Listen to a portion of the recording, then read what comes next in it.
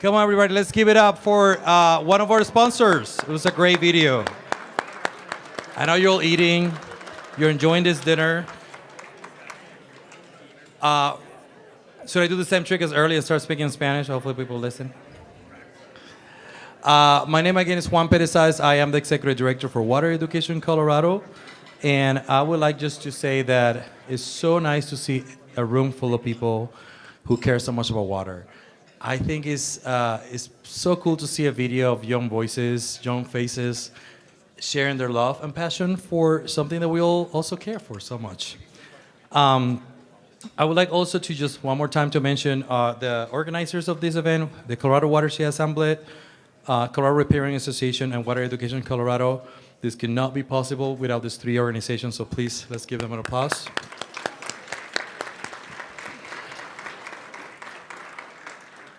Also, all of our sponsors, which you can find on this slide and also on the programs.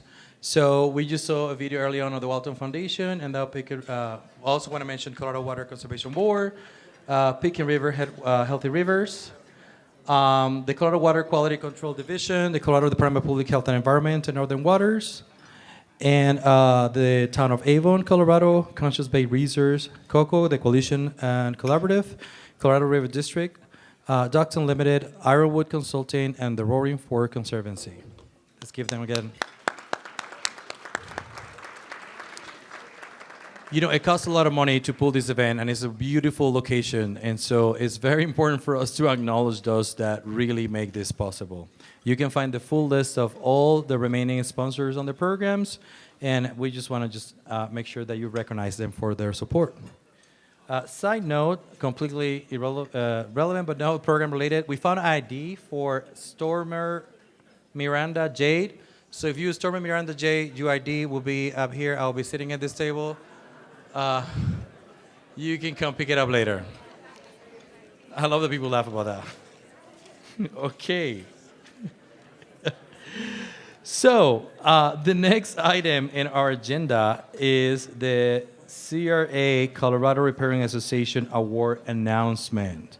So I would like to invite Brad Johnson, who will give this recognition in this evening. So welcome, Brad.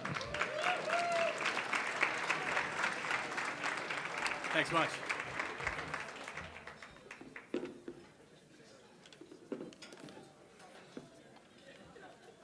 Hey, everybody. It's so great to be back here at the best conference in Colorado, and especially to celebrate the 20th anniversary. I think this is just outstanding. So, as Juan said, I'm Brad Johnson. I am the chair of the Colorado Riparian Association's Awards Committee.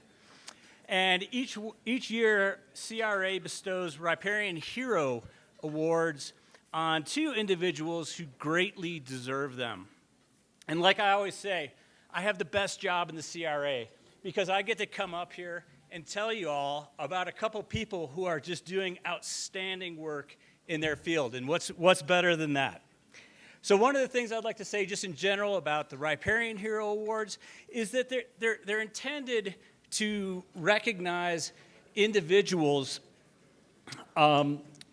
whose work might otherwise go unnoticed in these broader fields, and individuals who might otherwise remain unsung heroes if it weren't for this opportunity for recognition. So without further ado, our first riparian hero comes from a ranching family. But he was not just content to be a steward of the land, but instead endeavored to seek out opportunities for conservation, watershed planning, multi-benefit projects that service both agriculture and the environment. We all know how important this is. He's known for innovating out-of-the-box solutions for irrigation that also benefits fisheries and wetlands. And again, we all know how difficult this balance is to achieve. He was described as a kind and down-to-earth educator who works with everybody from conservation crews to school kids to to professionals, and a whole diverse array of stakeholders. I like this. This is some plain speech from the nominator.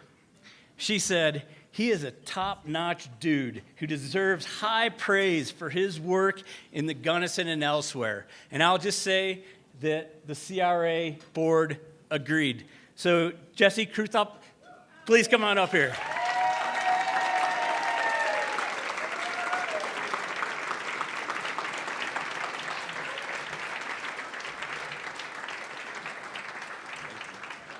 Congratulations, man. Thank you. Well deserved.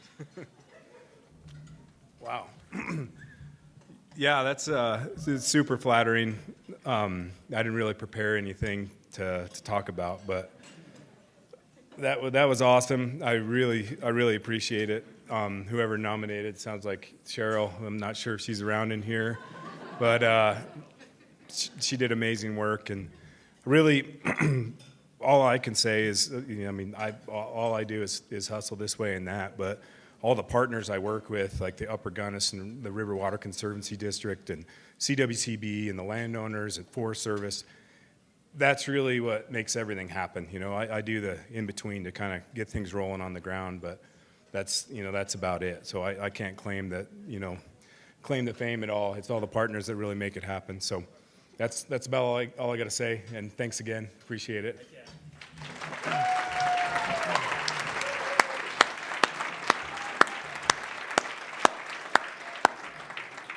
I neglected to say one thing, and that is just that Jesse's also with TU. I just wanted to give some props to his organization.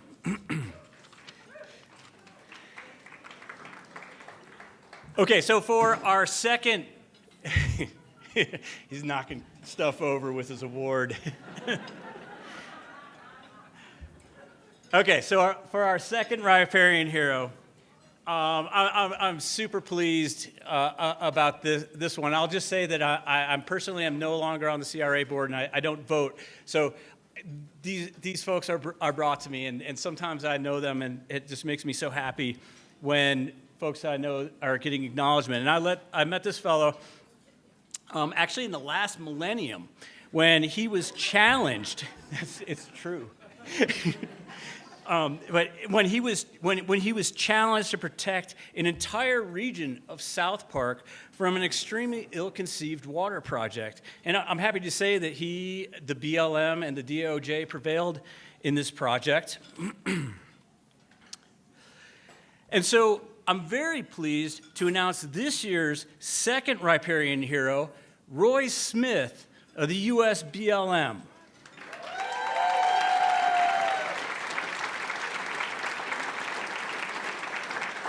And now there's going to be a bit of a pause here, because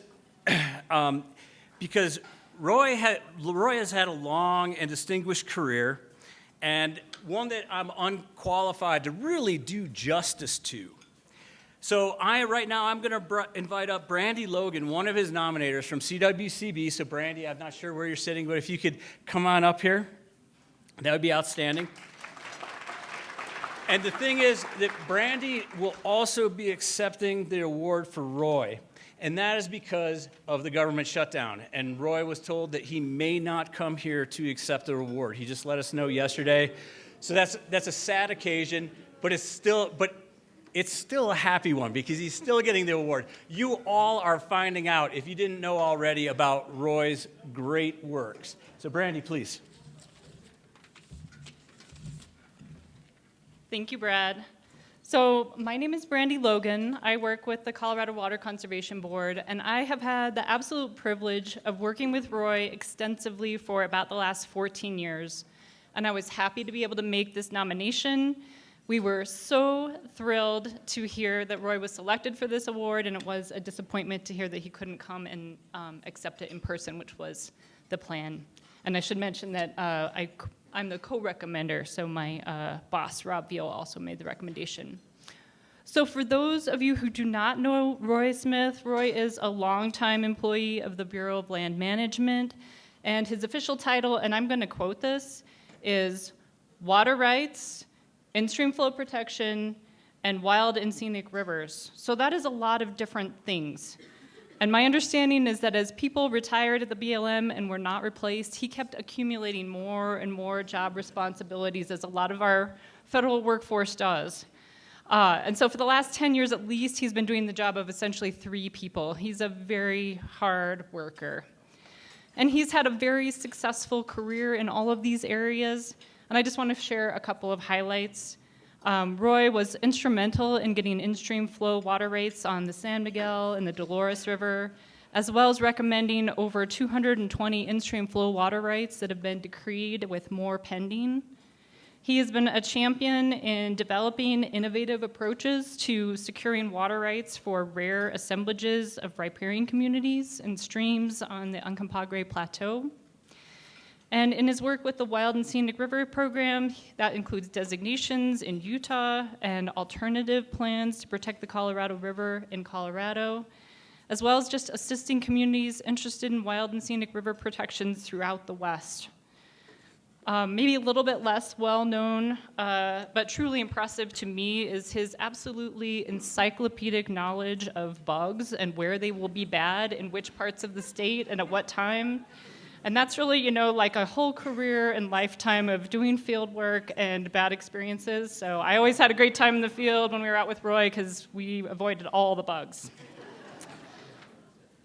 And so, many of these efforts are long, multiple-year processes that include extensive data collection, analysis, so much outreach and education, and meeting after meeting, administrative processes and hearings. And through these efforts, Roy has always been steadfastly positive, encouraging, patient, and problem-solving oriented. He is an amazing communicator. He can concisely lay out the importance of a project, listen to concerns, reflect on what he's heard, and work to find solutions.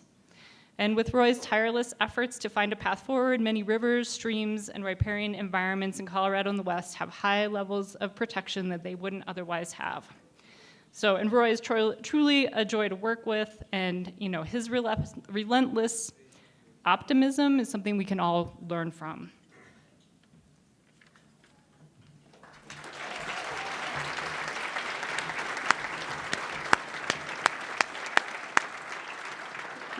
So I will just say I am going to present the award to Brandy in proxy for Roy.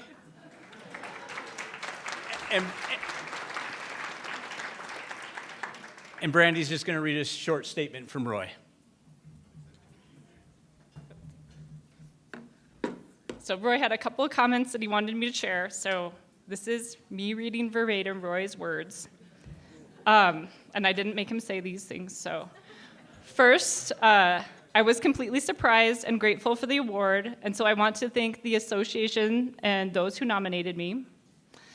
Second, I appreciate the award because it is recognition of steady, dedicated effort over a long time period, which is the same type of effort that members of the association put into restore watersheds. And third, he wanted to underscore the conference theme of hope.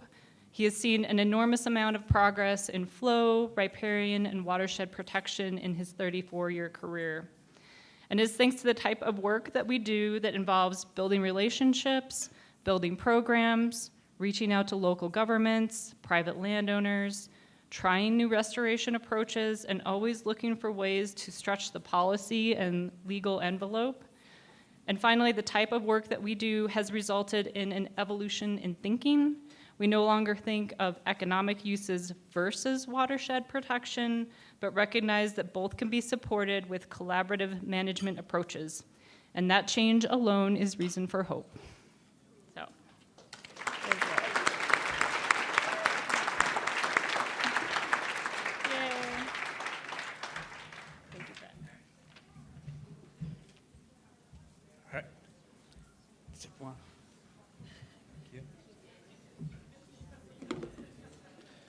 Okay, everybody.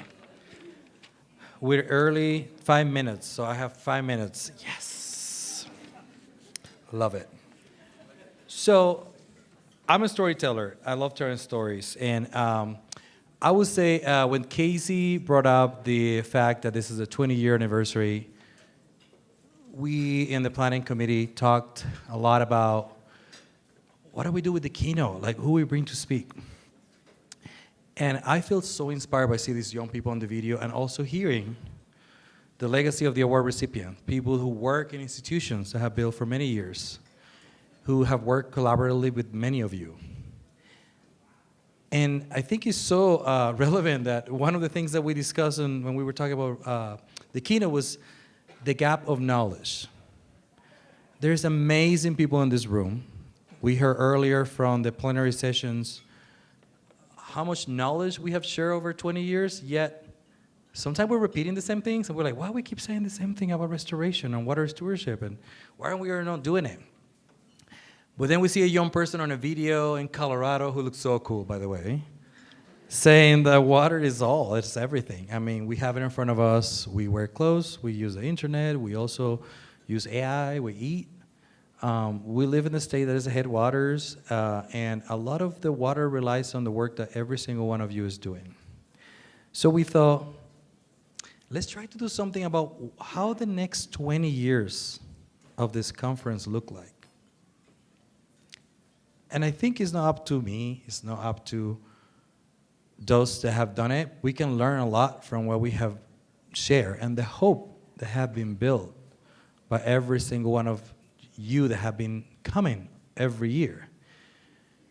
Yeah, we also recognize that there were some missing voices in this conference. A lot of these spaces are very technical, let's be honest.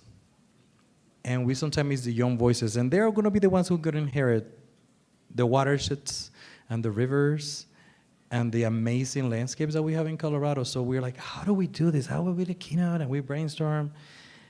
And then we came up with these 3 amazing individuals.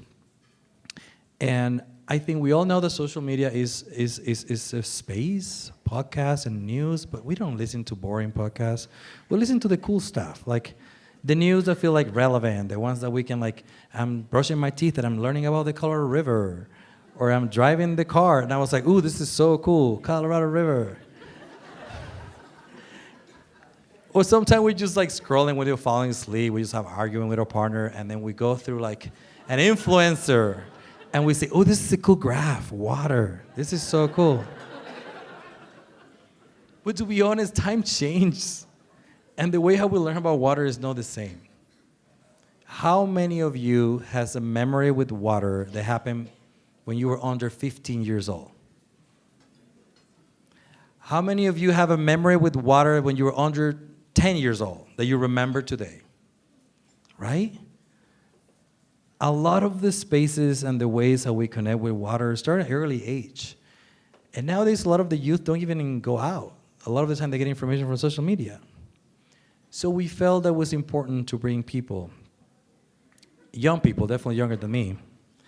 I do have some gray hair already, that are being influential and doing a really good job on informing and educating some of the people that maybe aren't in this room today. And I think that's the real hope for the next 20 years of what sustaining Colorado watershed looks like. And I hope that I did justice to a lot of the conversations that we have planned in this to bring these 3 amazing individuals that are going to get on stage. So with that, I want to bring Alex Hager, who is a reporter, very well known in the water space. If you work in water, you know about his reports. If you don't know, what are you doing? He covers the Colorado River, and did I'm supposed to click? No, I'm good. I'm not supposed to click, right? Thank you. I just had a voice in my head like, you're supposed to click. He also covers water in the West. And we know we live in a part of the country that we rely on water, and water is scarce. He also reports for KUNC and also a network of more than 20 NPR stations around the Southwest. Talking about an audience and really informing everyone about what to do about water. And I asked him what he likes to do in water. He loves skiing. And he says it's a great excuse to just stare at the water all day. And if you Google him, there's someone else who is not him, who has a shirtless picture. It's not him. So don't Google. It's not that guy with the that's not him. I'm kidding. See, I told you I'm a storyteller and I'm also a stand-up comedian. Welcome, Alex. Get on stage.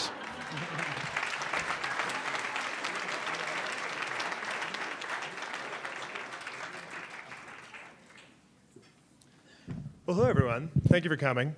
I'm so grateful to be here. I'm really grateful to the organizers of this conference for bringing a group of young people here, because most of my job is delivering news about the Colorado River, and most of the news about the Colorado River is not good. And when people ask me if there is anything that makes me optimistic, it is that there is a generation of people coming up who have never known full reservoirs and are going to lead us into the future with a completely different bedrock for their understanding of how our rivers work.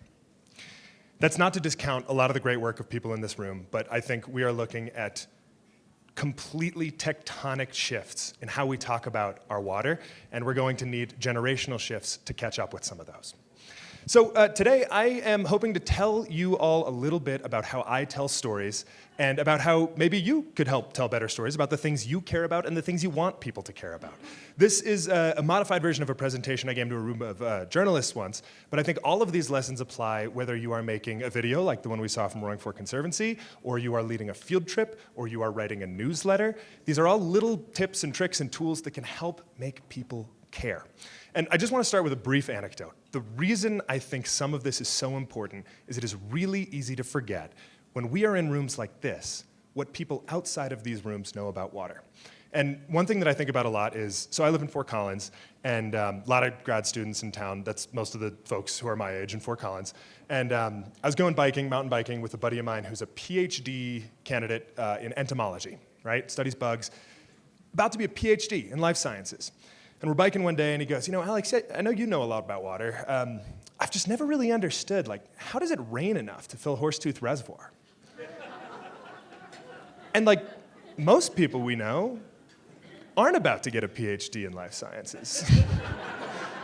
So that's where we're starting out. All right. Can I get the next slide, please? So the biggest thing to remember is we got to think about who we're talking to. Who uses water? Can I get the next slide, please? Everyone uses water, right? Every single person in our region is connected to a tap, eats produce that was grown with water.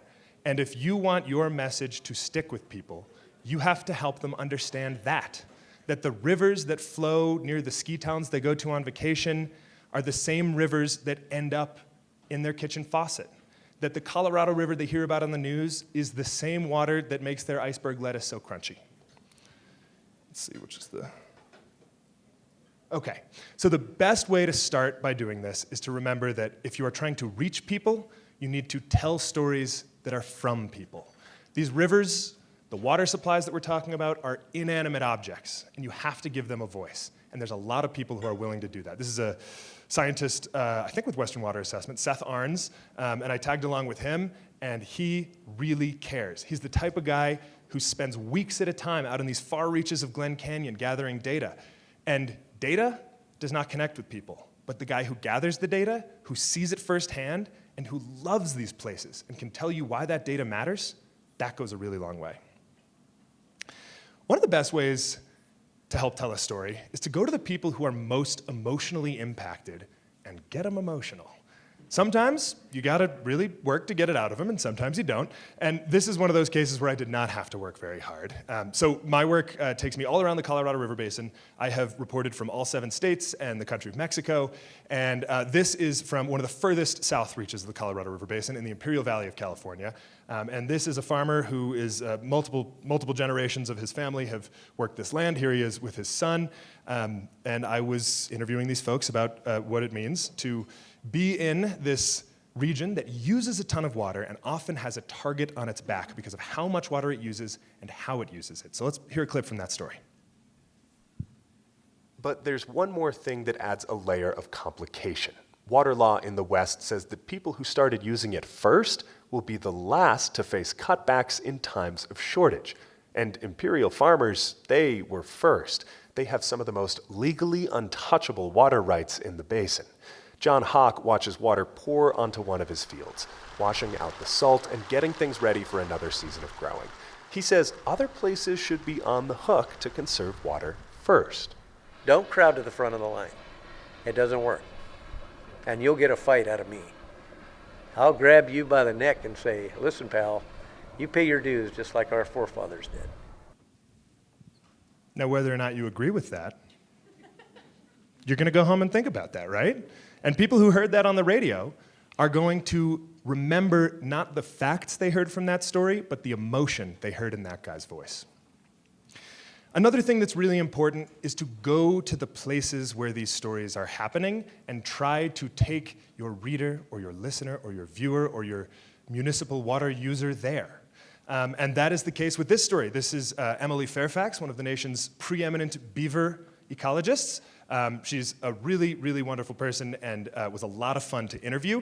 And this is from a story we did about beaver complexes sometimes serving as wildfire breaks. And this was up in the Poudre Canyon outside of Fort Collins after the Cameron Peak fires. We can hear the clip from that as well, please. And at a few points, the only way around some of that water is through. How secure is the footing on the other side? Not. Not secure would be the correct assessment of that, but we're so... We need to be extra careful because this swampy landscape has been sculpted by beavers. Fairfax is an eco-hydrologist who studies the creatures, and she's navigating these narrow channels snaking through the wetland. And there are a ton of them. Oh my gosh, I can't even count them. It's a lot. There's at least about 10 ponds up here that are large enough to see in satellite images. And then between all those ponds is just an absolute spiderweb of canals, many of which are too small for me to see until I'm here on the ground. So those ponds that show up in satellite images, you can have a picture of those. You can have the number of those ponds that might in itself be very impressive. But people will not understand viscerally what is going on without something to hold on to. Like language about like, oh my God, we're gonna fall into this mud. And that goes a really long way in helping people connect with that sort of thing. One of the other things is just to make people say what they're seeing. And that goes a really long way in helping set the scene, especially when it is someone who is intimately familiar with the landscape. This is on the Yampa River with the fabled Friends of the Yampa Y-Rap trip that I'm sure some people in this room have been on. This is the rancher Ken Brenner, who grew up in the area, and he loves this place. Let's hear the audio.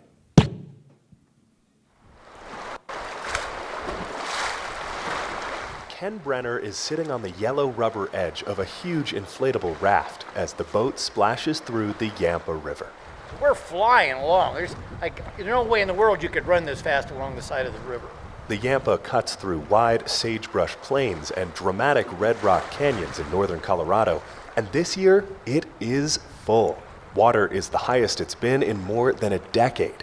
Well, it's like a roller coaster, only there's no rail. You're all at the mercy of the water and your helmsman. Right, so I could tell you, we ran Warm Springs at like 20,000 CFS, but that doesn't mean jack to someone who's never heard of a cubic foot per second. But when you get someone like Ken to tell you that it feels like you're riding a roller coaster, that sticks with people in the heart. The last thing is that, well, not the last thing, one of the last things is that you gotta do a lot of work to get away from the language that you use in these rooms. This is really difficult. I have the great privilege of not really knowing a lot about water, which makes this job a lot easier for me. I have become an accidental water professional over the past 4 years. I have like a BA in talking about basketball pretty much, and I have had to make it up as I go.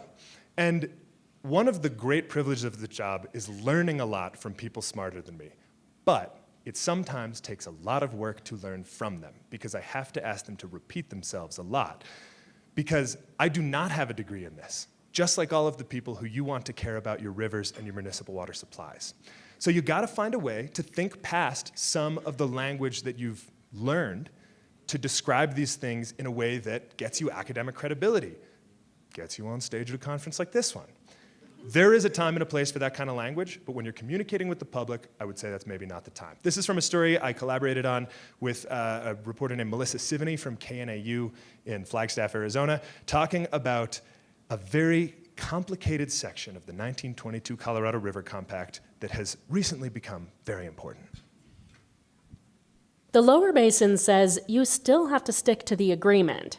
And this is where those three words come in. They're key to the legal concept driving the Upper Basin's proposal. Those states are like, we are sticking to the agreement. It says we will not cause the river's flow to be depleted.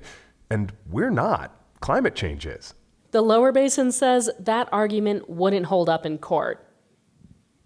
Right? So sometimes there is a long way to say this, and sometimes instead of describing using numbers and data how big a deal it is, you can come out and say, this is a really big deal, right? You can speak like you're talking to a friend. One of the great journalism tips that I've heard is, okay, take this concept and describe it like you are shouting it to your drunk buddy on the other side of the bar. So try doing that. So, the wonderful folks at Rowing for Conservancy kind of usurped this portion of the presentation because you now know all about this program. But I will say they must have gotten some sort of sneak preview of my presentation because they did a lot of these tips in their video.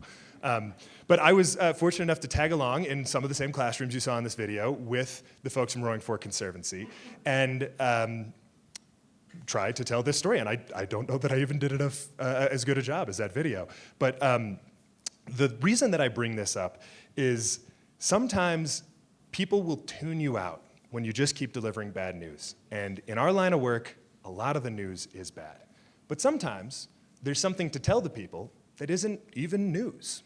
Sometimes it's something that's sort of going on in parallel. And I think that is what's happening with this Pen Pal program, right? Like, this is not news. This is not new policy or new science, but it's something that matters. It's something that will have a tremendous impact on the future, and it's something that people can connect with. So we'll hear the clip from this story. You see, when adults have conversations about sharing water in Colorado and all across the Southwest, things get territorial. Right now, states that share the Colorado River are caught in a standoff. But when it comes to kids, Dean is hoping to set them on a more neighborly track. First, we spend a little time learning what water is used for. Cities, farms, habitats, and, well, just about everything. Just ask Cameron Hutter. I didn't know pizza required water. What did you think it was made out of? I thought it was made out of dough. When in doubt, you can also just have kids say a bunch of stuff that usually gets at most of the things I'm talking about.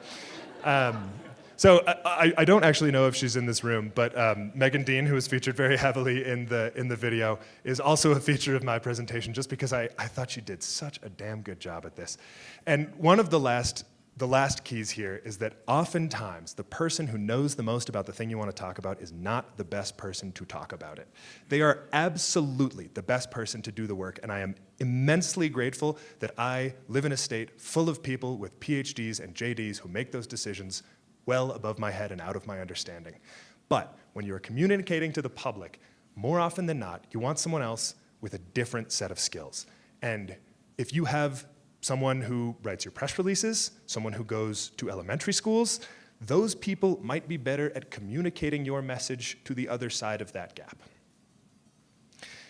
One of the biggest things that has helped me learn about water and has also, I think, hopefully helps me gain credibility as a journalist is that a lot of the news stories I cover don't start because someone is trying to get me to cover something. They start because I can't stop hearing the same questions from people in my life. And I cannot tell you how many times people said, I've heard about desalination, why don't we do it more? And that led me to this story. There was no, hey, something new is happening in the field of desalination. There was no new science or new policy that was changing this. It was listening to the people in my regular life. I think this was a question I got from my mom. And I feel like this is a story that had a lot of impact. And now when people email me with that question, I just paste this link and go about my day. But I think that is the best way to meet people where they're at, is to listen when they ask you and tell you where they're at. And I think that's a really good lesson from all of this, is that sometimes I think, from what I can tell, based on the press releases that I hear, folks who are working for organizations that have a message want to get out are thinking an awful lot about, this is the project we're working on and we need to tell people about it. But sometimes there's something that you have been doing quietly for a long time, or something that you already know and assume is gospel and fact, but there are a lot of people in your constituency that don't know about that. And I think sometimes you just got to stop for a second and think, where are some potential gaps in what we're working on and what people know, and how can we cross them? And I'm really optimistic because we have great people who are coming up to tell you a little bit more about this, but there's also a lot of really smart people in this room. And I know that you are all doing incredibly important work, and I think that we will have a future with, water issues rising to the point that they influence elections, and rising to the point that people in the greater public have hard opinions about how we use our rivers. And I think that we're gonna need to meet them where we're at. And I know that the people in this room are up to the task. Thank you.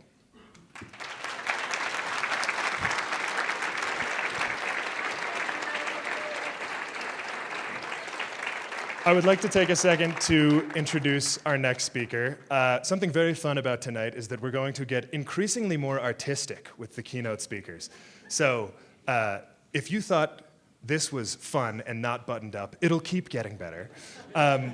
So this next speaker is someone who was actually in the original version of this presentation when I gave it at like a half an hour format, but I cut it out because we're going to hear from her directly. There are a lot of really cool young people in this basin, and I think Teal is one of the coolest in terms of getting the message out in a way that connects with people and thinking about water policy issues critically, but also knowing how to talk about them in a way that really lands. So Western Water Girl, Teal Lehto, why don't you come on up and take it away?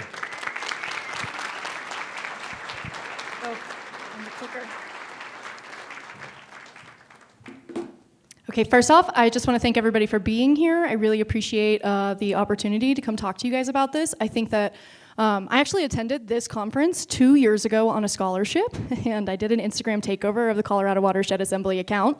And one thing that one of the keynote speakers from, actually I think it was just one of the session speakers, anyways, they mentioned how in the water world we have plenty of data, but we don't have enough storytellers. And I think that that's probably something that really resonates with most of the people in this room. And this is my story of how I took the experiences I had and turned them into activism using the internet. So, So about me, I am from Durango, Colorado, so I drove about 6 hours to get here. I grew up there, I moved there when I was 6 months old, so some people are like, you're not a local, but it's about as close as you can get. And one of the most formative experiences for me growing up was the Gold King mine spill. I'm sure a lot of you folks in this room are really familiar with this. My experience was probably vastly different from a lot of you folks because I had just gone through raft guide school. So basically, me and my entire company went and shotgunned PBRs while yelling at the river. But also, it was the first time that I realized, like, oh crap, this thing is like really important to my community. And like, what are we doing about it? And this spill was really interesting because there's more data about the Animas River than like a lot of rivers in Colorado because of this spill, because people were so invested in figuring out why did this happen and how can we make sure it never happens again. So I went to Fort Lewis College in Durango as well. I double majored in political science and environmental studies. And while I was in college, I attended the World Rafting Championships twice after founding my own women's rafting team. This is me and my crew, thanks. This is me and my crew almost going for a swim in the drink, but we did make it through. You can see that there's all the other country flags in the background. We were doing a slalom race, so we were actually trying to get back upstream through that red gate that's on the left-hand side there. But basically what was really interesting about that experience for me was that every single team was like, yo, have you been down the Colorado River? What do you know about the Colorado River? I learned that the Colorado River is the birthplace of rafting. And I found that I was really embarrassed that I didn't know more about the basin as a whole. So when I came back from Worlds and went back to campus, I actually founded a club called H2Org, which was dedicated to researching water issues in my area. We would do tours of dams. We did a tour of our wastewater treatment facility. We went fly fishing. We had lots of guest speakers. But unfortunately, I was that first round of COVID grads, so I went to spring break, and then they were like, LOL, I'll never come back. And I never really got an opportunity to like appoint a successor or anything, so I was like looking for other ways to stay involved. And my faculty advisor for that club used to be the county representative for the Southwest Basin Roundtable. Normally I have to go through this whole thing of explaining what the Colorado Water Plan is, but I'm assuming most of you guys already understand. I went through the entire application process after my professor who had this position before me, which again is a volunteer position, shoulder tapped me for it, and my county commissioners in my interview gave me a very condescending, oh sweetie. there must be another way for you to be involved. And I was just so frustrated. Like, I knew that I had something to bring to the table. I knew that I had a perspective about the future that was not being represented in my basin. And so the day that I got the rejection letter from that volunteer position on the Southwest Basin Roundtable, I started my own platform on TikTok. So I make, thank you. You guys can see I just like to describe myself as just a girl who's really obsessed with water in a really dry place. But what's crazy to me is I actually have twice as many followers as the UN climate change agenda. This doesn't make any sense to me, but I think that really reflects on like what I'm going to talk to you guys about in a second here, which is that it's really important that like reliable sources are utilizing these channels of communication, because this is where the general public is getting their information. And in the absence of reliable sources and organizations presenting this information, there are grifters that are presenting misinformation with the intent to sell things. So I have an ongoing beef with this guy who believes that there is an unlimited amount of water in the Earth's core. And I know, he sells said water in supplements. Yeah, and that man has 200,000 followers. So like he's got a good business, he's doing really well, and people believe him. So that's just to say that like it's really important for people to actually meet the public where they're at for getting their info. So this is kind of a graph of the news consumption across platforms. I want you guys all to take this data with a little bit of a grain of salt, because if somebody was doing a survey and asked you, hey, where do you get your news from? Most people are not going to admit that they get it mostly from social media. So I actually think this data is probably a little bit skewed, but you can see that digital devices are definitely ahead of every other form of news. And then when you start looking at which social media sites people are getting their news from, you can see that TikTok has had this kind of like meteoric rise. So this is the percent of US adults that get their news from each of these sites. This is the percent of each social media site's users that regularly get their news. And you can see this like meteoric rise with TikTok. And I happened to get on TikTok in April of 2022, so I just hit it right in the middle of this. Also, by the end of 2022, in December, I actually attended the Colorado River Water User Association annual conference as a panel speaker with Alex. That's how I met him. But that's just to say that in like 8 months or so, I was able to go from like, I'm not even allowed to be a part of my local board, to getting to speak on a stage with the representatives for the entire basin. And that's just because I decided to like use my voice in the place where people were getting their info. So these are the, thank you. These are the guiding principles of my platform. Everybody on Earth is a member of a watershed community, and I remind people of this all the time. One of my most popular lives that I do is asking people to tell me what city they live in, and I figure out what river they get their water from. And most people don't know. So this is like the level of understanding that the average person is operating with. And that leads me to the next one, which is everybody has a right to know what is happening in their watershed. I don't think a lot of people are actually getting this info, and that's why I have my account. I also really, really believe that we have to communicate where our community is already getting info. I am not super stoked about the fact that people aren't using print news media anymore. I really, really appreciate the work that journalists do. I don't think this is a good thing, but it is the reality that we're living in, and so it's important that we're putting information out in channels that people are actually using on a daily basis. And then this is related to what Alex was saying about shouting at your friend across the bar. But if you can't explain something to somebody at a 6th grade reading level, then you don't actually have a full understanding of what you're talking about. And that is not to say as an insult to anybody's expertise, but the reality is like you need to be able to explain these issues in a way that literally anybody can understand. That is the only way we're gonna make change on the issues.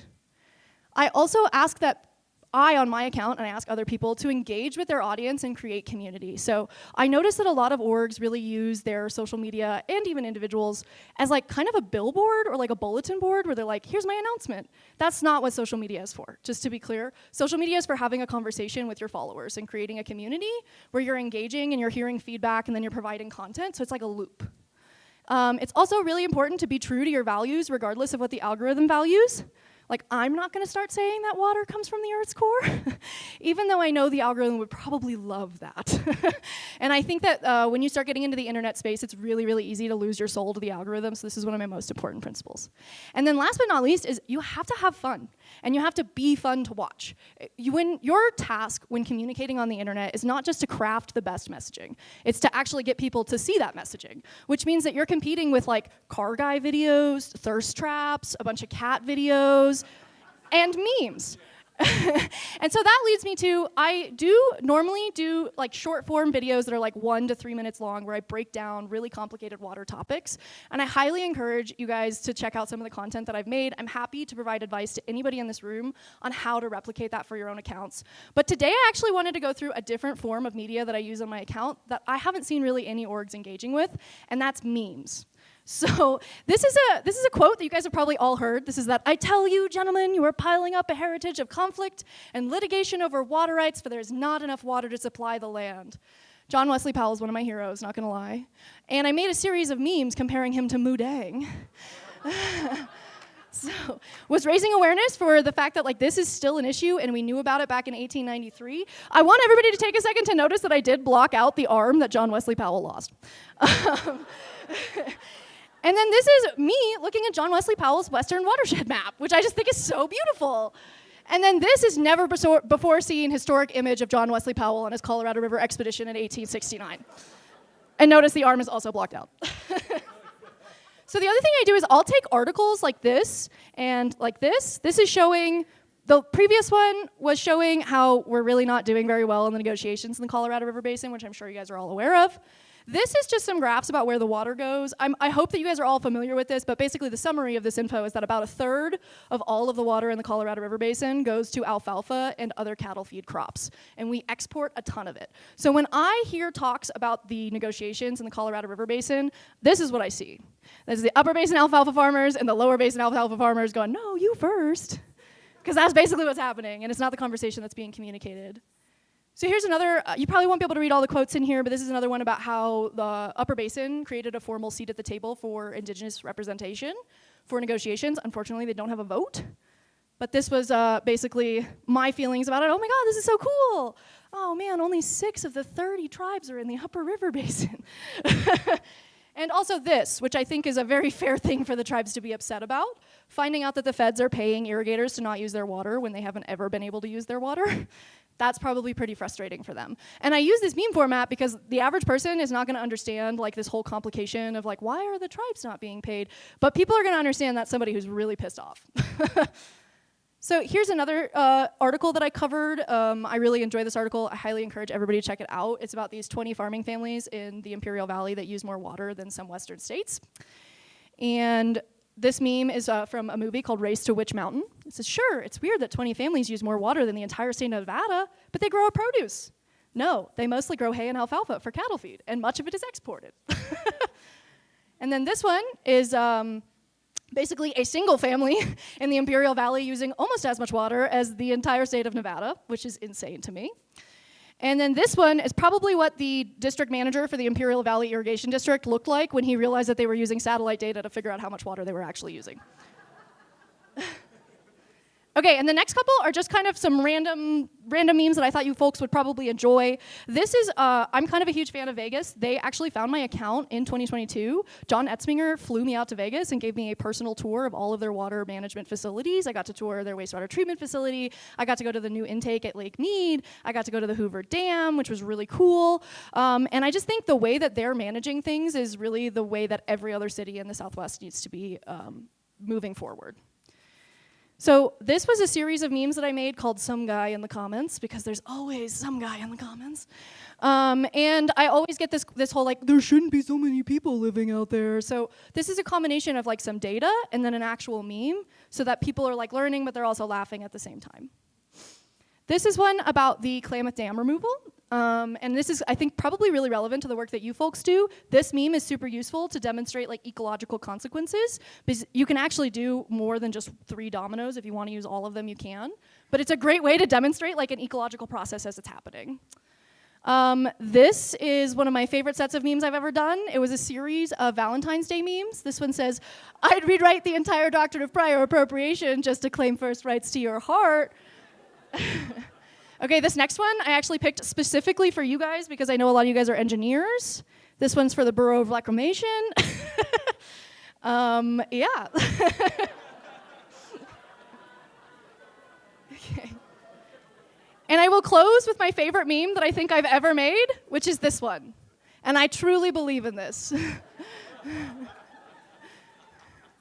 Anyways, thanks for listening, guys. I look forward to asking your questions.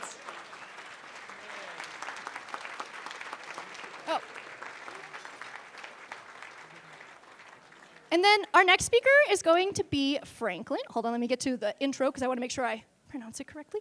This is Franklin Cruz, right? That's how you pronounce your name? Awesome. Franklin is a queer Latin poet born in Idaho, raised in Texas, and polished in Denver. Born from an immigrant family, he works at the Denver Museum of Nature and Science, is an MC, and dances.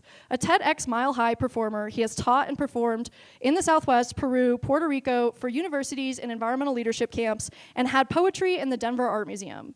His work encompasses self-love, immigration, culture, nature, and more. Franklin always aims to address intersectional liberation, confronting our complicity to privilege and oppression, and the pressing lesson of specificity over simplicity. So.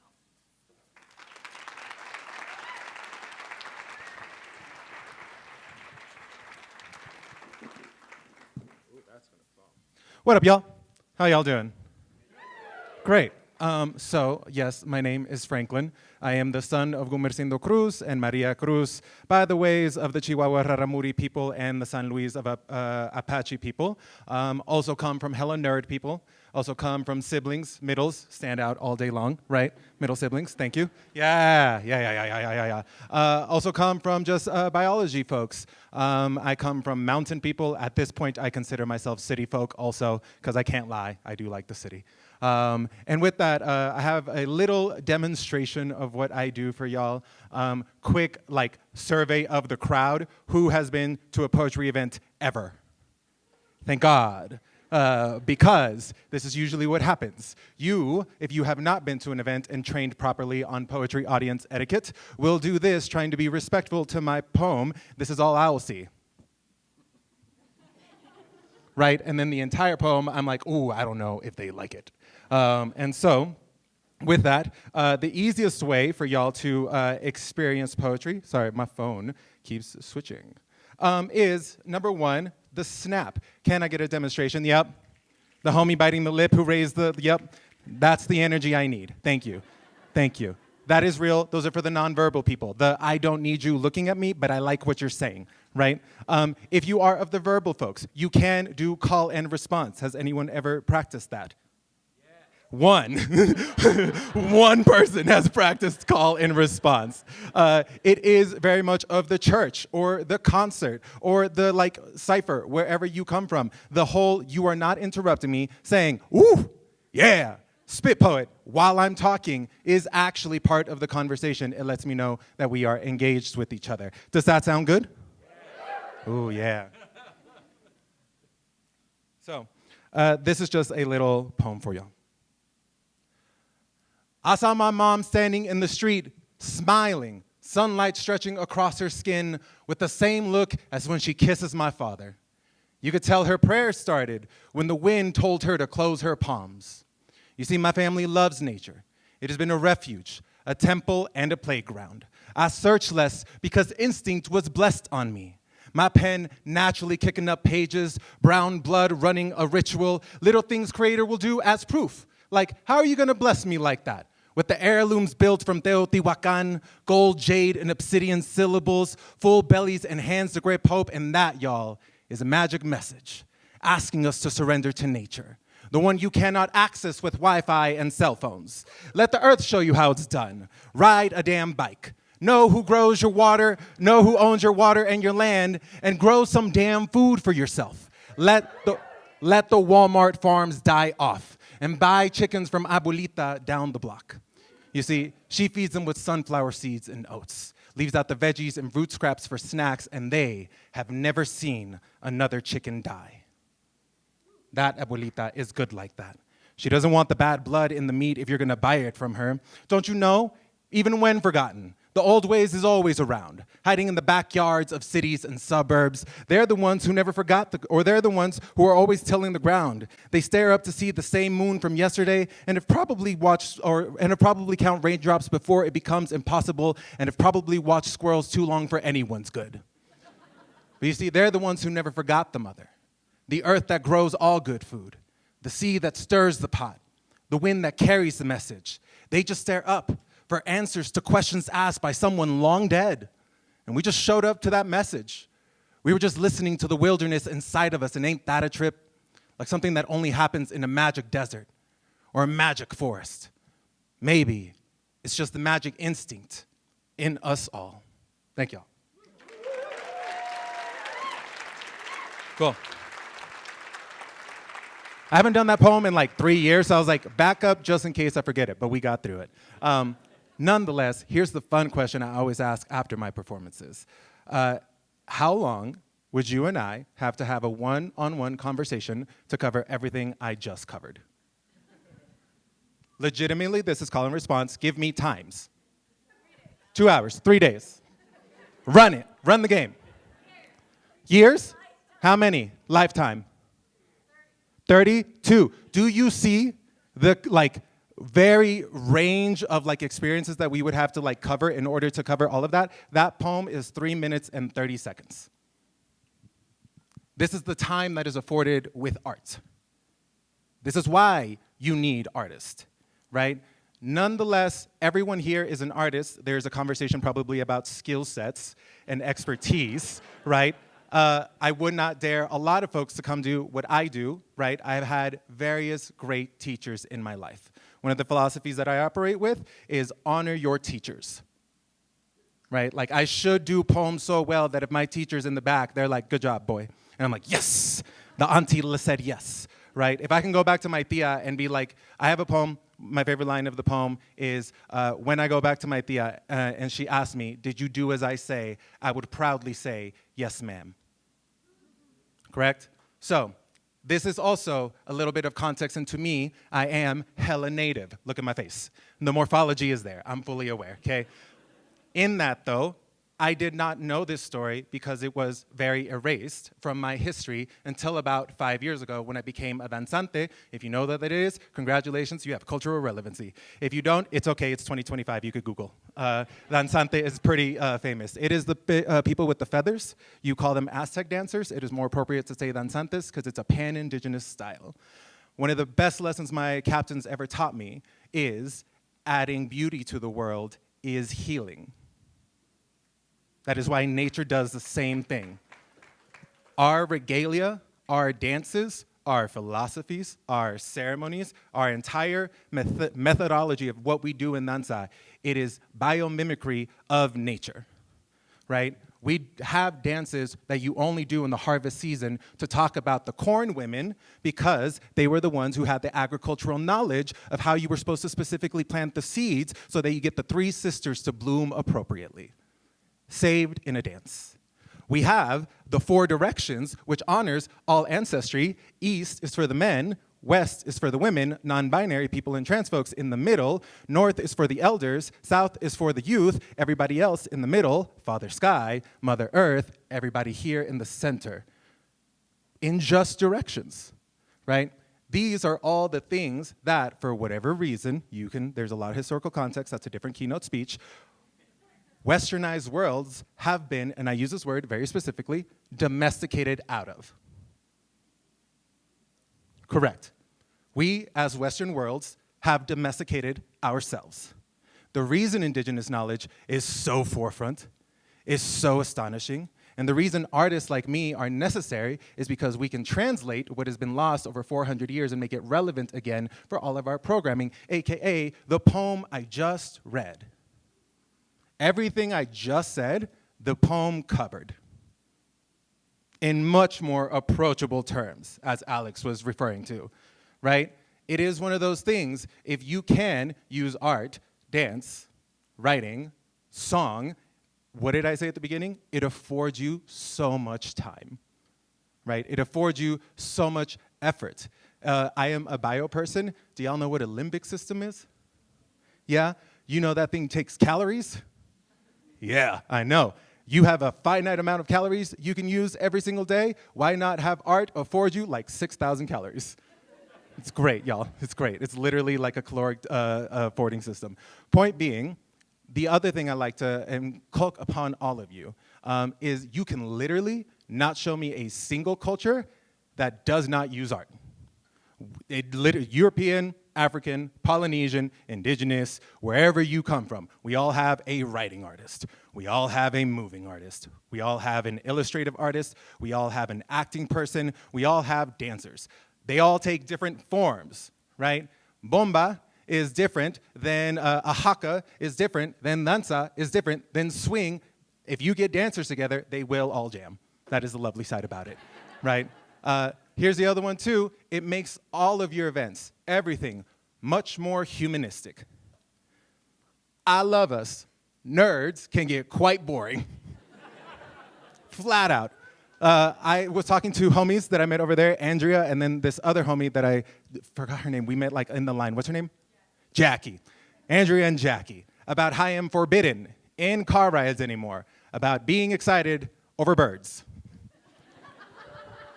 I think if you are a birder, you know exactly what I'm talking about. The car crash reaction to, oh my God, is that a red-tailed hawk?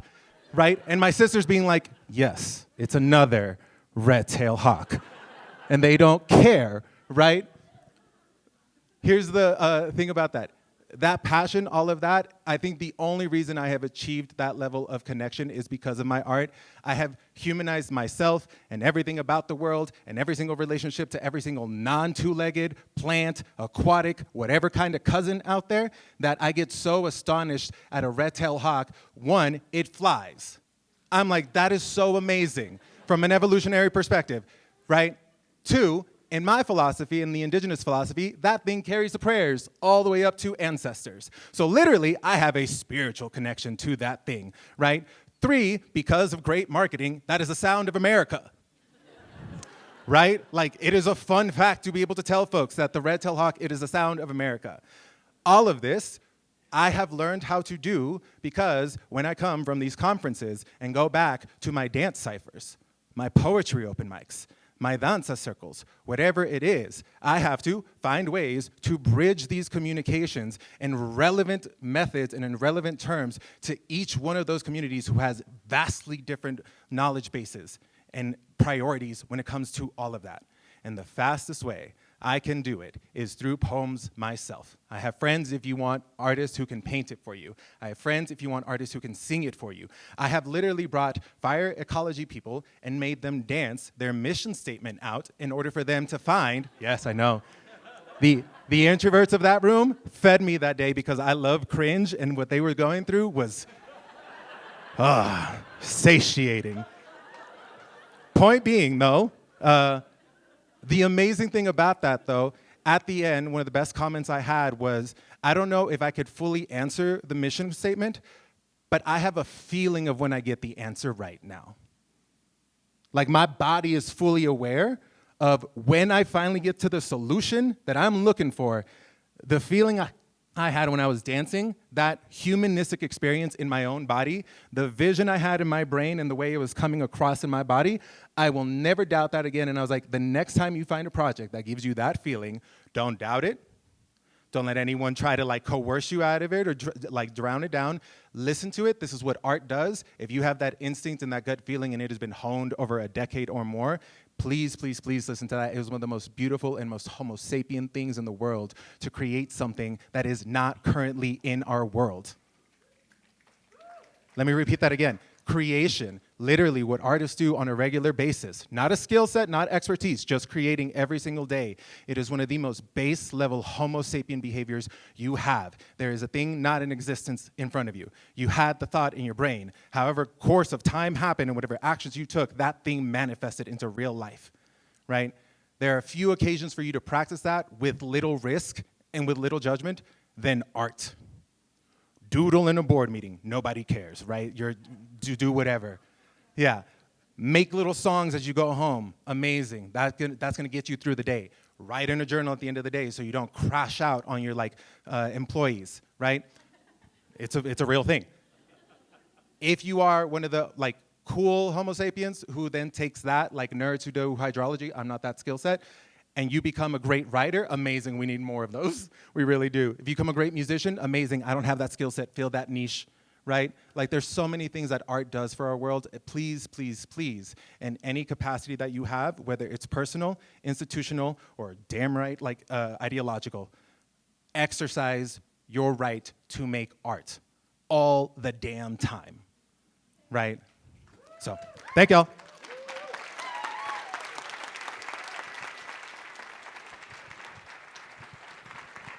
Okay, come on, everybody.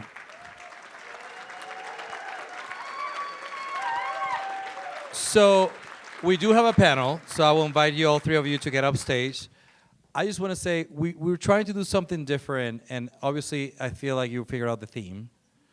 And it's like, how do we bring hope to a space? We work really hard on what we do. And so we're going to have now a panel. They're going to have a conversation. And I really hope that you take this time, enjoy the dinner, enjoy this. Thank you so much. We got some mics for you all. Thank you. Yes. So I will pass it just to Alex, who's going to lead the panel. But I really want you to listen, because I think we have known what works and we know what doesn't. And I think these three amazing individuals, in their own unique way, have captured an audience and have been able to educate folks in water in ways that we need it today and we need it in the future. So I will pass it to Alex, and I'm so excited. Well, thank you so much for listening to all of us. I told you, right? It would get progressively more artistic and abstract. I had a lot of fun with that. I know, I think what Franklin was saying really resonated with me. I always say that one of my favorite hobbies is I like to write letters. I love snail mail. And I think sitting down at a keyboard and writing stories that are so deeply based in fact and don't necessarily get to come from my heart can box me in a little bit. And I think I'm a better writer because I have to practice writing my feelings to my friends. Perfect, it is on. One of the things I love to talk about is all the purposes of art. So there's a personal expression one. Art is also archival. My favorite idea is somewhere along the way, in 10,000 years, some, hopefully archaeologists still existing, pulls out your letters, and then they become the Smithsonian collection of our time period, and they're like, this guy Alex, he really knew what was up. Him and his friend, this fishing thing, apparently fishing was huge for Homo sapiens back in 2025, right? And I think that's beautiful, because whoever, whatever reason, how things become preserved, any one of us, if you do that, you could become the next insight for Homo sapiens in 10,000 years. And all of our knowledge and perspectives would be filtered through your eyes only. And I'm like, that's hilarious. This makes me feel like I need to start printing out my memes. Yes, please. I had a friend once who writes me a lot of postcards, and she said, just so you know, I'm writing these because they'll be valuable when I die. Truly. Well, because I think in your regard, one of the things that I love about social media, and I wonder about this, is if you had to put an X number to people who you would not have met had it not been for the social media account, what number do you think that would be? Oh my goodness. I mean, I've basically been able to build an entire career out of my social media. And even before I had my Western Water Girl platform when I was raft racing, the Chinese government literally found my raft racing team on Instagram. They paid for us to go to China. We got to go rafting in China for 2 weeks for free just because they found me on social media. So people are always like, isn't social media kind of toxic? And I don't think they're wrong. I think that there's definitely huge drawbacks to social media. But in my life, social media has brought so many opportunities, and I think that could be applied to many individuals, but also a lot of organizations. There's a lot of networking and connecting with your audience and possibly donors that can happen online. I want to pick up on that, and I want to put a question to both of you guys. So this was a lot of information we just brought out here, and I think a lot of it is easier said than done, right? You guys have spent a lot of times doing the things that you're really good at, and I want to kind of help the room understand how to take what you were talking about and integrate it into their work. How would you start using art to get your message across? How would you start using social media to get your message across? If it's something you're not doing now, but maybe want to reach the heights that both of you have. I think I can answer in two parts. So for one, if you want to become an artist, you just have to have a daily practice of art. Make great art on Tuesday, make shitty art on Wednesday, and you just keep going, right? You just have to get through that practice.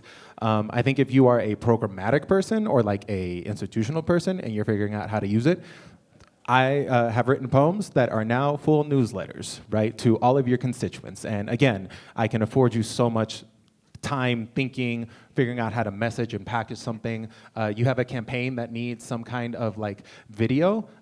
Why don't you get local artists who are looking for jobs to make soundtracks for those videos that are unique to you only, commission them to make a unique sound for you that is now branded, and now you just have a like wonderful sound that if anyone hears it, you're like, got you, Colorado Watershed Association, done. It is identifiable. I mean, if like, I'm trying to think, All I Want for Christmas is now the like target song of the season, and everyone's like, oh my God, every single time I hear that, I know the Christmas season is in. You could do the same for songs for yourself, right? And the other one too is like, community building. Like, legitimately, I have an event where I just bring different artists from all the time because they reflect my community, right? I am not Polynesian, so I brought in Polynesian dancers so that all my Polynesian community could be like, okay, cool, like I see myself in your physical space now. I'm going to come to your centers. Brought all the little kids and brought out, if you know what majorette dancers are, right? That is like huge to the Black community. So brought them out because I am not a majorette dancer. I'm also not from the Black community. This is my culturally relevant way to say you belong. Here's you so you can see you in my space. Legitimately, how many times do we bring that out to the spaces? Like just playing the music of our constituents, just bringing the art of our constituents, bringing the experience of them in so you can say, this is where you belong.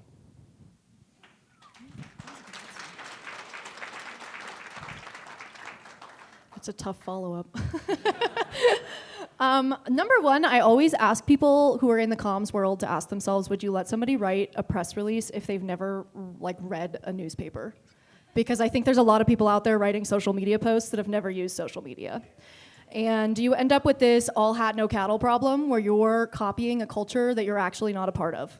And it's really obvious for everybody that is within that culture.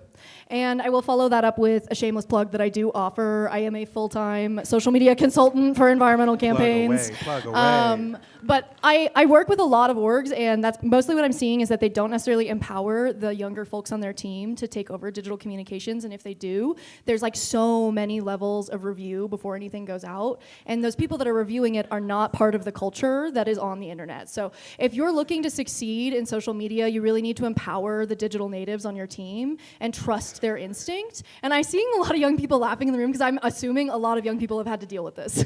I've had to deal with it in my job too. And it's really just about understanding that like the media landscape that a lot of the folks that are in comms and have been in comms for a long time, it doesn't exist anymore. And like I know that's kind of disturbing as somebody who probably got like a master's or something in communications, but like you have to adapt with the times. The other thing I say in a lot of my workshops is that the paradigm that we've operated under for a very long time is that traditional media shapes the narrative and social media reflects that. And I would argue that at this point, social media is shaping the narrative and traditional media reflects that. Bars. Traditional media here. I will throw out there that like Alex and I are homies, so I cover his articles like all the time. Totally, and I truly mean this with so much respect. Like there are a lot of eyes that have ended up on my stories because they have been in Teal's videos, and I am really grateful for the work you do for that reason and many others.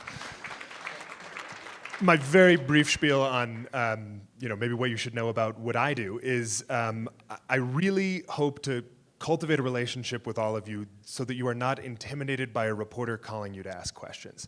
I genuinely mean this, that almost everyone in our world is not in this job to get you in trouble or to make you look bad. And I think that sometimes doesn't always come across because a lot of times we are only reporting when something bad is happening. We're only coming to your organization when you've done something bad or have to answer to something. But the more you can do to forge relationships, maybe even off the record or on background. Pick up the phone whenever I call and know that I'm working in good faith. Try to get in touch with me and say, can I just tell you a little bit more about what I do? It's not a story, but maybe it'll help you understand what you need to talk about when there is a story. That goes a really long way. A question that I would truly like to ask every person in this room, but I'm going to start with you two because you guys are holding microphones. Is there something about your work, about your world, and the way that you do it that you think is misunderstood? And if you had an opportunity to scream it from the hilltops and tell everyone, if only you understood this one thing, what would that thing be? Invest in social media. It should not just be a box that you're checking at the very end of your day. It shouldn't just be an extra task for your person who's already in charge of all your other comms. Digital media should be its own job. And I understand that a lot of orgs don't have funding for that, but you should really be looking at like what is the bang for your buck in how you're doing your comms, because for most organizations, you are going to get more out of investing in social media than continually putting out press releases that don't quite get bites. Concise. Wow, that was great. I think for mine, the most common misconception is art is free.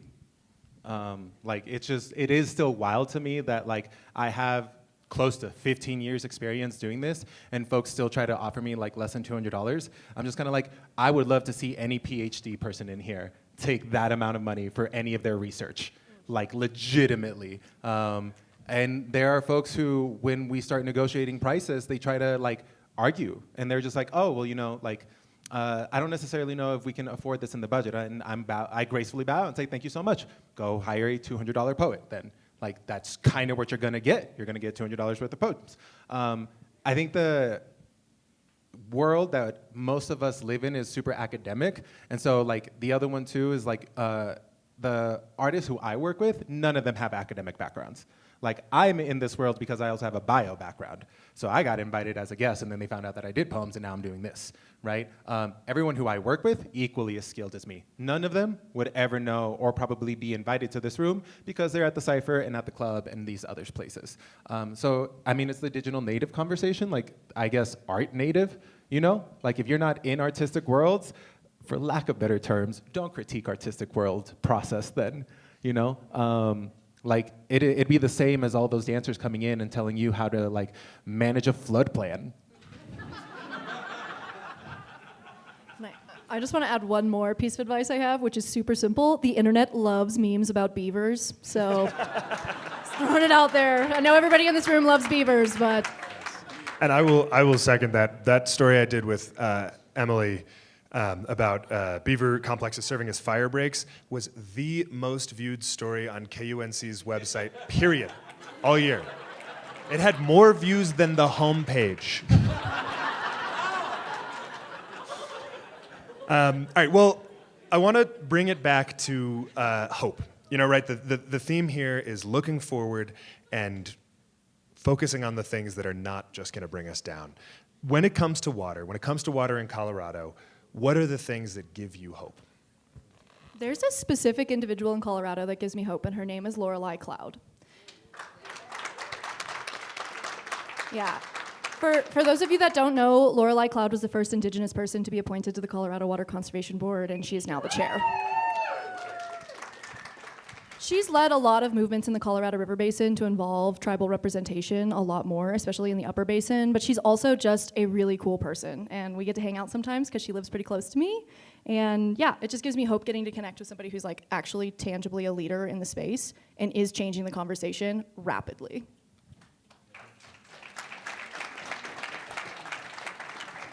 To be a bit cheesy, honestly, this panel here, like, it is still wild to me that like this panel isn't necessarily general practice. You know, I've been doing this for 15 years. How long have you been doing this? Since 2022. Since 2022. We'll still count it. That's still years, right? And like, I would love for this not to be a keynote. I would love for this to be institutionalized and operationalized practice. You know, I would love for folks to have a yearly budget that is aside just for artist commissions, right? Anywhere from $1,000 to hopefully $1 million, right? I mean, here's the other thing too, for anyone who's operationalizing this, there's hella money for art. Like, your funding could actually be improved if you start bringing in artists, especially if you start doing it in very intersectional ways. I think for me, one of the best conversations we had was there was a water-themed ballroom category. Does anyone here know what ballroom is? Great, thank you. Yes, the queers always, God, I love us. I love us. Point being, though, if you don't, again, homework. Go find out what the ballroom community is. Find out why it's so innovative to have a water conservation category in the ballroom community, right? And find out how many people attend balls. And then be like, oh, dang, we could actually be doing a lot cooler things.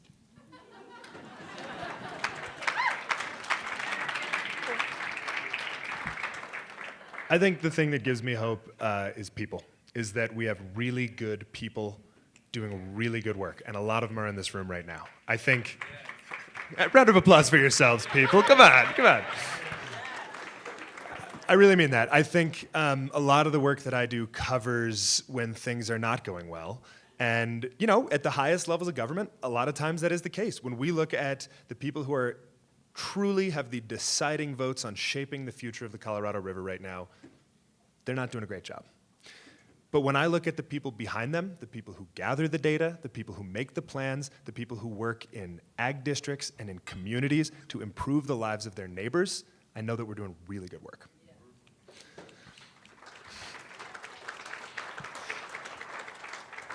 That is all the time we have. Can we get a round of applause for Teal and Franklin? Thank you guys so much. And you.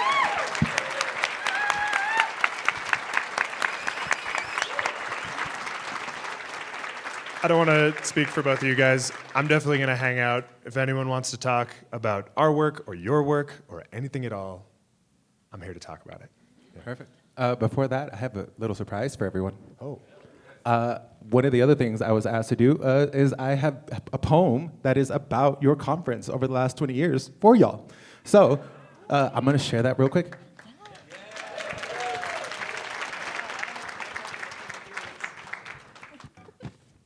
Okay, so just for context, I was given I think 8 pages worth of documents from past conferences all the way up to 2015. And then it was my job to take all that information and compile what you're about to hear. So from that, there's going to be a lot of things that some of you will probably get because you've been here the whole time. And then there's some things that everyone's going to get because the poem should do its job. Everyone remember how you're supposed to act? Thank God. I've been telling folks, the first drop of hope and connection lands here. I'm just paddling along this river life, caught up by what the river is saying. The river has been speaking this whole time. I am remembering the river. Rivering, remembering, same thing. Remembering, rivering, same thing. Water recognizes humanity's role in shaping and being shaped. Colorado's lucky, cradled by the throne of the Rockies. Their frosted crowns the royal source of all our rivers. Remember, everyone, water has known us forever. Despite business as unusual, we came together like never before. Our growing human impacts on watersheds is undeniable. At the same time, our human experiences demand we protect the memory of first kisses by the water.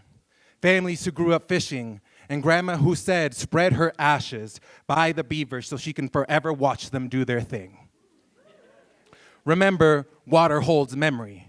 All origin stories have water. Our minds cannot remember water, forgetting to pay respects until the luscious lullaby of the river disappears from the town. The memory of water is difficult to preserve and restore. We nerds carry about memorizing the anatomy of a river.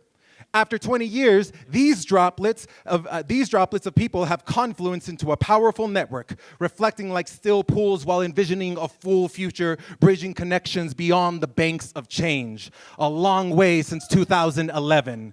With Colorado Watershed Assembly, Water Education Colorado, Colorado Riparian Association, now all these knowledgeable and engaged citizens, scientists, ecologists, water managers, regulators did the remarkable and remembered water. Silly Homo sapiens who overcomplicate connection. Same silliness that blocks our connection to water. Scrambling as we ask, what do we maintain? What can we build from? What do we have to fix? Water, what is the new normal? Come hell or high water, we compel hearts to open up like deltas, connecting forests, agriculture, mining. Anyone who studies rivers can account for floods and droughts. We're in it for the long haul. A color of water that explores the spectrum. Red tape cut down for bountiful projects. Opportunities bright and tasteful as citrus fruit, yielding results so colorful dandelions bloom on the banks. Green versus gray water collabs with water as a stakeholder. Barrier busting beyond boundless beliefs. Industry voices becoming a calm, deep pool conversation. Vulnerable valleys of doubt that we still face down because a river always runs out of it alive. This is the droplet of human element. Us with hands, policy, and storytelling. Camping trips compelling enough to advocate for beavers or cutthroat trouts. Making more riparian young registered nerds. Card-carrying anglers and biologists. I remember growing up in Texas, mosquitoes be damned, I was out there making memories that stretched to Colorado. Now I want to see kingfishers, macroinvertebrates, and maybe a moose. Still, it's the same water either way. And ain't that a trip? Water is the same as memory. Is memory the same as hope? Even the moments humans aren't required to witness, water is memory. Anything that holds memory is alive, beyond economy and recreation. Might as well decolonize Colorado River history. Freedom-space solutions are possible, a confluence of science and society. Hope is alive, alive like water. Hope has health, confluences and levees, might meander and eddy. All water makes it to the sea. All hope eventually does the same. It collects beyond one body. You are a droplet added and flowing along, down the river life. Like I said, I'm just here, paddling along. It is the river who has been speaking this whole time. I am remembering the river. Remembering, rivering, same thing. Rivering, remembering, same thing.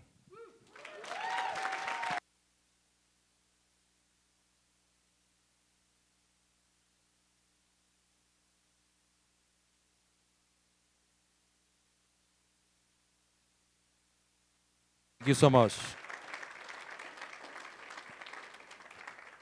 I am so thankful for all three of you, and I really hope that every single one of you get some hope, because there is more conference in the future, and I am very thankful that we were able to have the three of you, because you all do an incredible work to bring people into the space that needs to be part of the conversation. So thank you so much.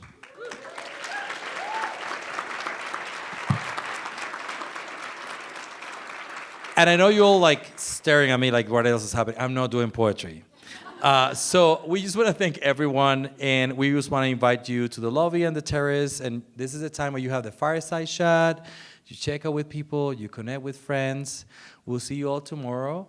And I really hope that you take the inspiration from these leaders who lived in our state, who share the love for Colorado to guide your conversations and to guide the next couple of days in this conference. Thank you, thank you, thank you. Have a good night.